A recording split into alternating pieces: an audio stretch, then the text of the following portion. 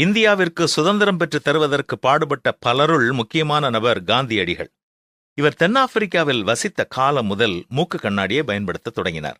தங்க முலாம் பூசப்பட்ட பிரேம்களை கொண்ட கண்ணாடிகளையே காந்தியடிகள் அவர்கள் அதிகமாக பயன்படுத்தினார்கள்.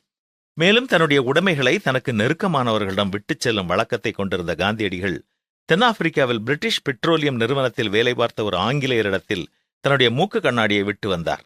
அவர் அந்த கண்ணாடியை தன்னுடைய மருமகனுக்கு பரிசாக கொடுத்திருந்தார். சுமார் 50 ஆண்டுகளுக்கு முன்பு பரிசாக பெற்ற மூக்கு கண்ணாடியை ஒரு மேஜை டிராயரில் வைத்து அவருடைய மருமகன் மறந்தே போனார்.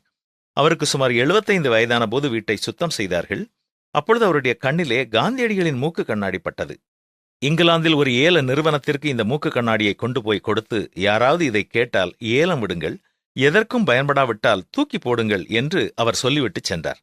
காந்தியடிகளின் மூக்கு கண்ணாடி ஏலமிடப்பட்டது. இந்தியா, ரஷ்யா, அமெரிக்கா, கனடா என்று பல நாடுகளைச் சேர்ந்தவர்கள் போட்டி போட்டுக்கொண்டு ஏலம் கேட்டார்கள். கடைசியில் அது இந்திய மதிப்பின்படி 2,55,00,000 ரூபாய்க்கு ஏலத்தில் விற்பனையானது.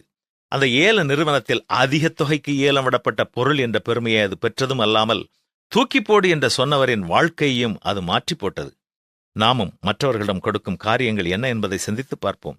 பல ஆண்டுகள் அவர்கள் வாழ்க்கையில் மகிழ்ச்சியோடு வாழ நற்குணங்களை அவர்கள் வாழ்க்கையில் விதைத்திருக்கிறோமா என்பதை சிந்தித்துப் பார்ப்போம். மட்டுமல்ல, அந்த ஏலத்தில் மூக்கு கண்ணாடிக்கு கிடைத்த மதிப்பு அந்த பொருளுக்கு கிடைத்த மதிப்பு அல்ல, காந்தியடிகள் வாழ்ந்த வாழ்க்கைக்கு கிடைத்த மதிப்பு என்று சொல்லலாம். அப்படிப்பட்ட மகாத்மா காந்தியடிகள் வேத வசனங்களை தன்னுடைய இருதயத்திலே ஏற்றுக்கொண்டு கிறிஸ்து கற்றுக் கொடுத்த அகிம்சை என்ற கொள்கையை கற்றுக்கொண்டு தன்னுடைய வாழ்க்கையிலும் தன்னை பின்பற்றி வந்த மக்கள் வாழ்க்கையிலும் அதை செயல்படுத்தி நம்முடைய தேசத்திற்கு சுதந்திரம் வாங்கி கொடுத்திருக்கிறார். அவரை நினைத்து கடவுளுக்கு நன்றி செலுத்துவோம். அது மட்டுமல்ல, அவரைப் போல நம்முடைய வாழ்க்கையிலும் நம்மை துன்பப்படுத்துகிறவர்களையும் மன்னித்து மகிழ்விப்போமா?